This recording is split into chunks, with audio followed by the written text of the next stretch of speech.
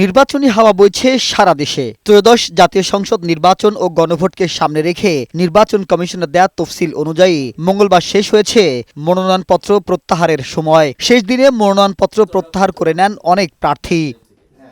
9 দিন ধরে চলা ইসির আপিল শুনানিতে কেউ প্রার্থিতা ফেরত পায়, আবার কারো প্রার্থিতা বাতিলের সিদ্ধান্ত বহাল থাকে। শেষ দিনে সারা দেশের বিভাগীয় অফিস ও নির্বাচন কমিশন কার্যালয়ে প্রার্থীরা মনোনয়নপত্র প্রত্যাহারের আবেদন জমা দেন রিটার্নিং কর্মকর্তার কাছে।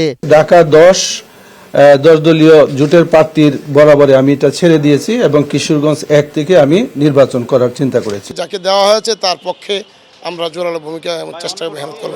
ঢাকা সিটি কর্পোরেশনের 15টি আসনের মধ্যে 20 জন প্রার্থী তাদের প্রার্থিতা প্রত্যাহার করে নেন। জোটের শরিকদের ছাড় দিতেই মনোনয়নপত্র প্রত্যাহারের আবেদন করেন অনেকে। সংগঠনের নির্দেশনার আলোকে আমি আমার প্রার্থিতা প্রত্যাহার করলাম ঢাকা 18 আসন থেকে। আমিরের পরামর্শে এখানে প্রত্যাহার আমরা করেছি। রিটার্নিং কর্মকর্তারা জানান, মনোনয়নপত্র বৈধ থাকা প্রার্থীদের আচরণবিধি মেনে চলতে হবে।